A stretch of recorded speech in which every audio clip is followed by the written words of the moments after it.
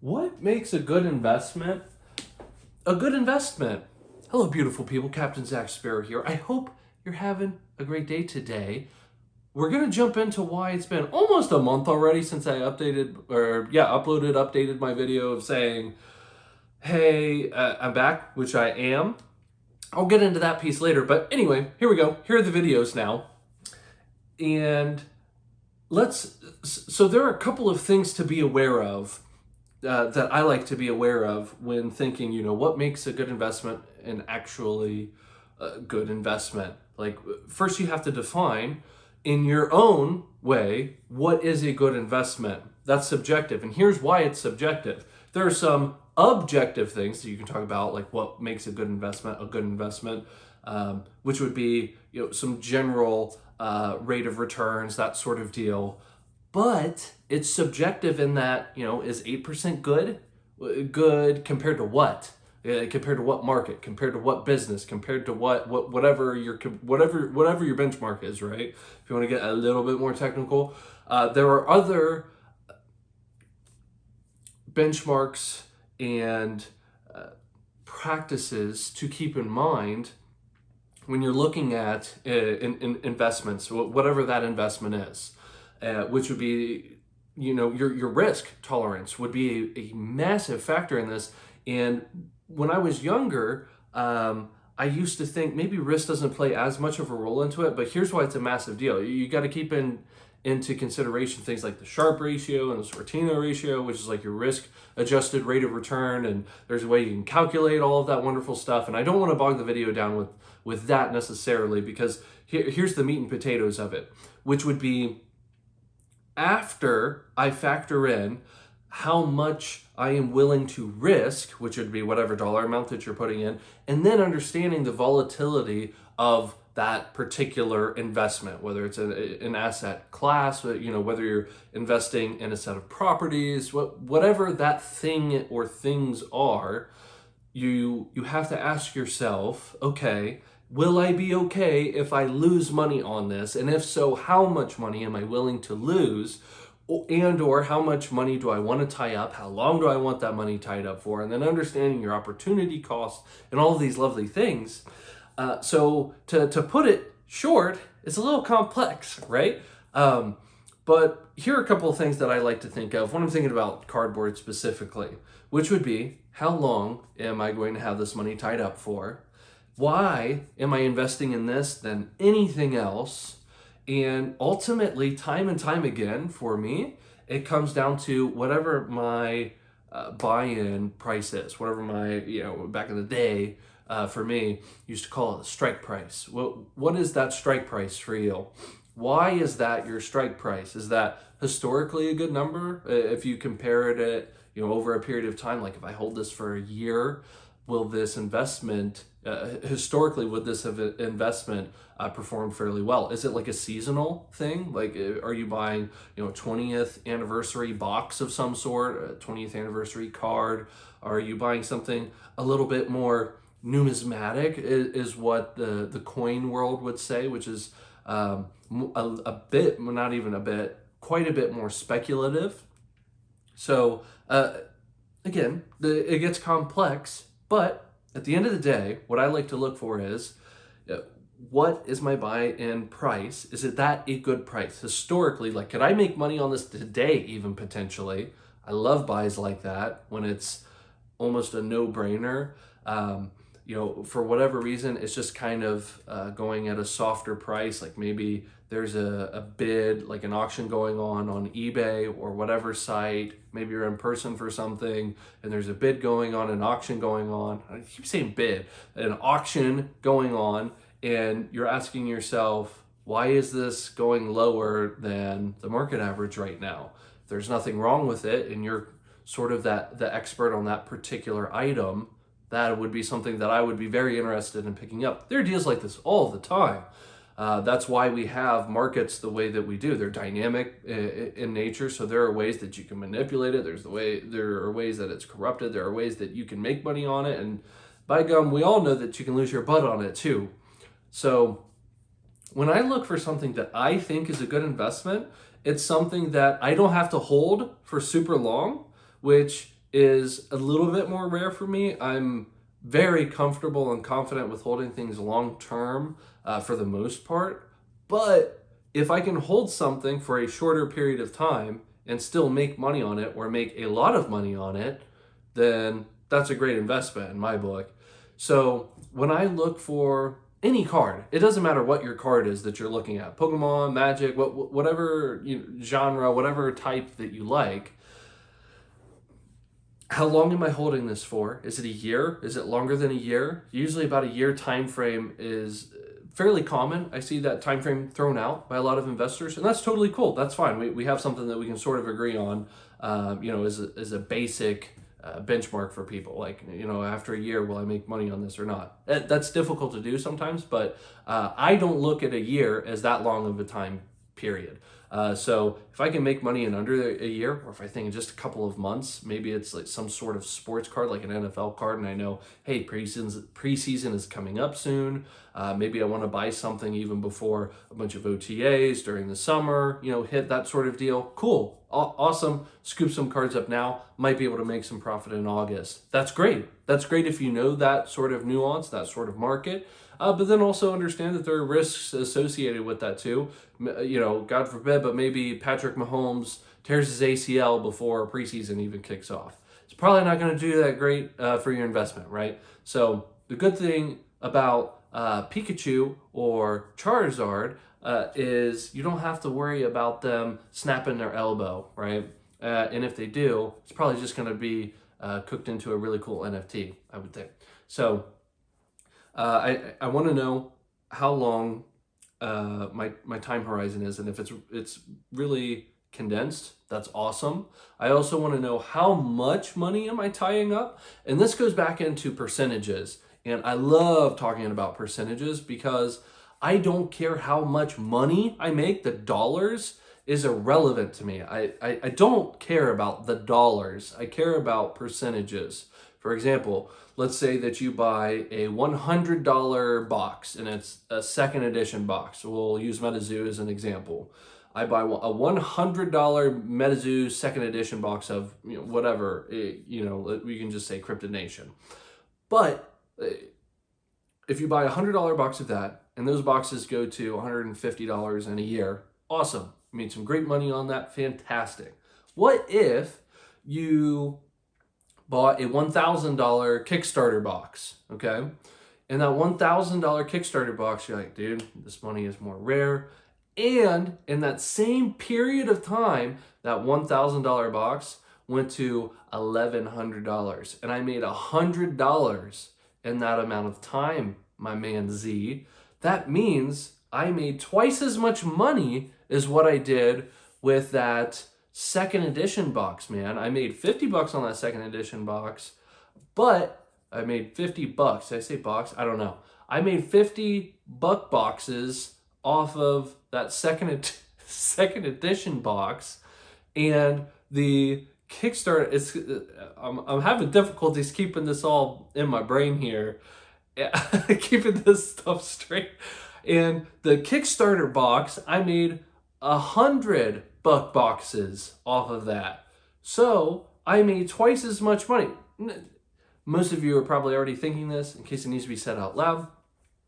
No, you didn't make, you made more dollars, sure, but you also held up $1,000 during that time period, and your percentage gain on that was vastly inferior to the second edition box, right? So you following me? For example, you make a gain of $50 on a $100 box. Okay, let's really break this down for a second, because even people who know this don't really know this because you don't do this. I know, because you're still out there buying these Kickstarter boxes. And we're not just picking on MetaZoo. This is with any type of card game, anything in general, actually.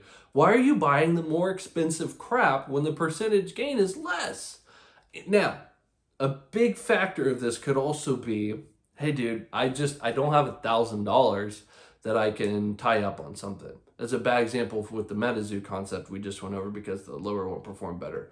But I also understand that you don't want to tie up a lot of money, you know, on whatever. Or Zach, I love the Kickstarter boxes, man. I love it. And it makes me so happy knowing that that Kickstarter box is in my bedroom, under my bed, and I look at it once a month, and I sometimes smile at it when I see it. When I do see it, I have to wipe off some of the dust, and it makes me smile for 10 seconds.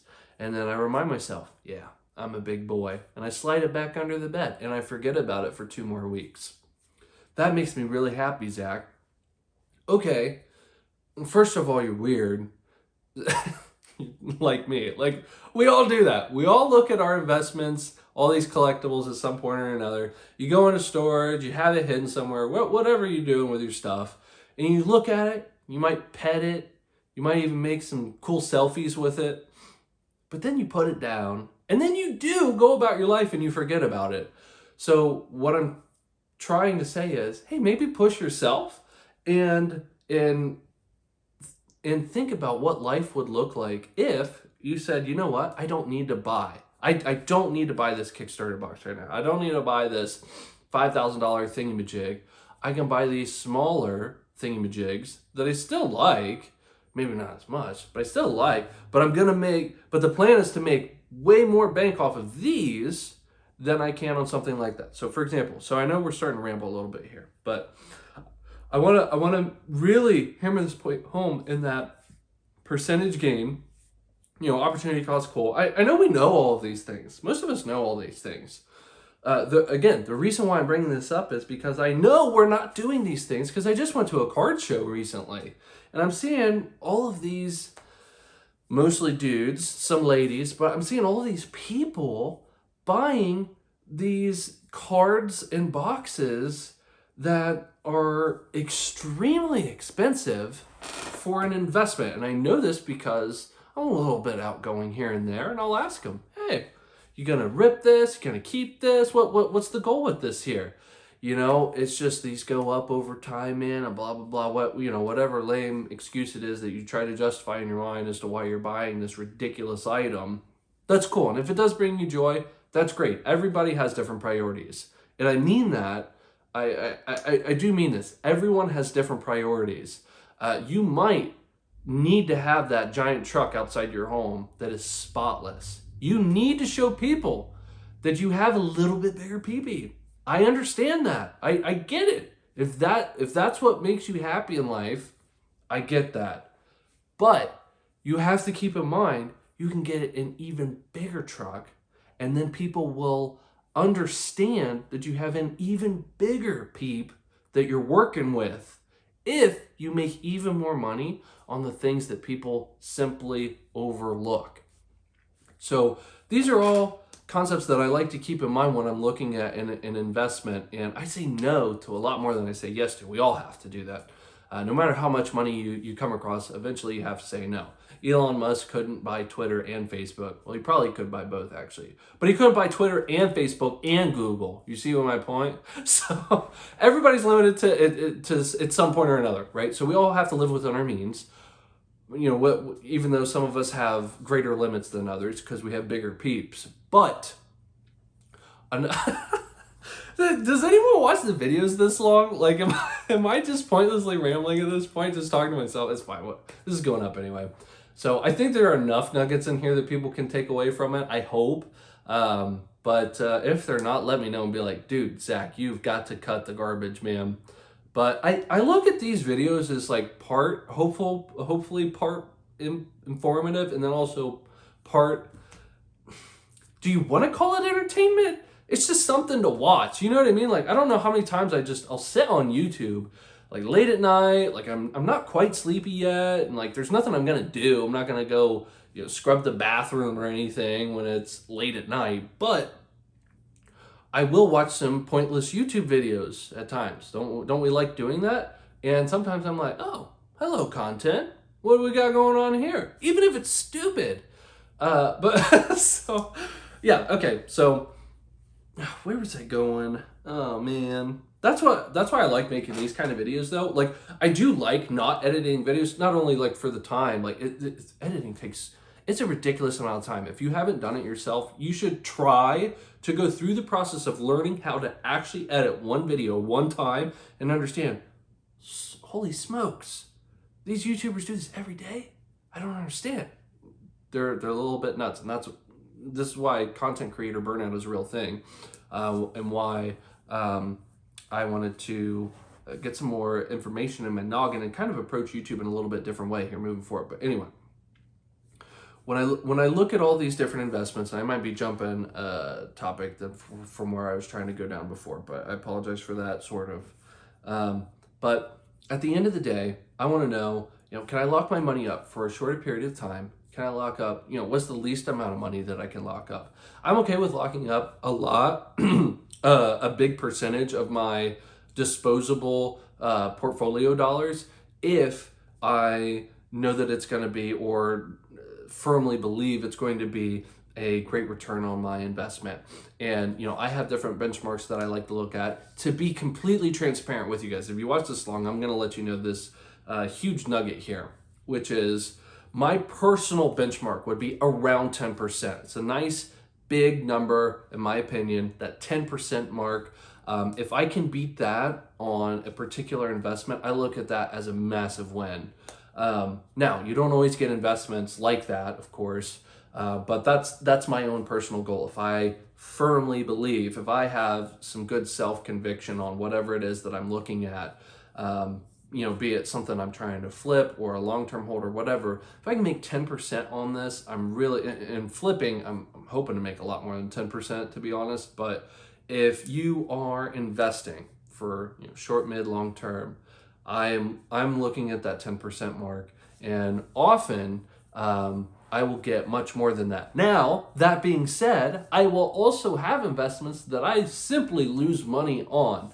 I don't lose money on a lot of items that I hold for a short period of time unless I know there's a better opportunity. And we touched on this in videos in the past too, but for example, if you're losing money on, there's this set that came out, you invested in it, and you're like, oh man, I'm an idiot. 6 months later, it's just going down, and you don't see a bottom in sight. You don't see any resistance lines on whatever it is, and you're not convinced that that it would go up or flatline at any point. And then you have to ask yourself, okay, should I cut this loss here? And I also understand there's probably a great opportunity over here where I can make some decent money. I will do that. But I also am totally fine with holding a losing investment for a real long period of time. If it makes sense to me, and I know, hey, long-term vision for me on this particular investment was to make 10% or 15%, or I thought maybe I'd make 50% on this item, and I'm okay with holding it for 5 or 10 years, or whatever however long your horizons are. So these are things I like to keep in mind whenever I'm looking at a good investment. And again, it comes down to personal preference. So, if you really love cars and, buying cars and maybe fixing them up as a hobby or whatever, that's awesome. Keep doing that. That's a good investment for you because you like it. And sad to say, however many years from now, 40, 50, 100 years, if we're that blessed to live, out past, 100 years from today, awesome, great. At some point or another, you will look back on your life toward the end and say, and you're not going to say, man, I wish I would have bought a few more Pokemon boxes. That's probably not what your regret is going to be. It's going to be, I wish I spent more time with my wife. I wish that I would have gone to a couple more baseball games. I wish that I would have experienced that one concert. I wish that I would have sucked my neck out a little bit more and taken on this project, right? So if you really enjoy whatever it is that you're investing in, that's a massive part of it. And if you can't stomach as much risk, that should also be taken into consideration in your portfolio, even your fund portfolio. At the end of the day, make sure you like it, understand the risks and also the opportunity cost, and then stop being dumb with not taking advantage of percentage gains. Again, going back to the Kickstarter booster boxes, do you really foresee $1,000 Kickstarter booster box going to $10,000 and 10xing? Do you see that happening more so than you see a $100 second edition box going to $200? You have to understand the space in that most people can't fork out $10,000 for a Kickstarter booster box, understandably, right? Like there really is more liquidity in the bottom of the market, in the sense of that sweet spot of the market, bottomer part of the market, right?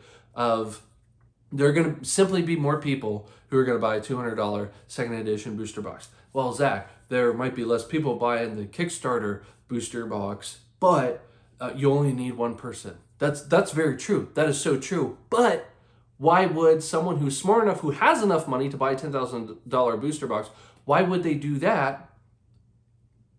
Why would they do that? Or rather than, hey, you know, this $1,000 booster box, I'll give you $1,500 for it. They're smart. You get there for a reason. You have $10,000 of discretionary income for a reason. You just didn't get there on accident. I forget whatever the statistic is. I don't want to say it because it's going to be wrong, and statistics change all the time anyway.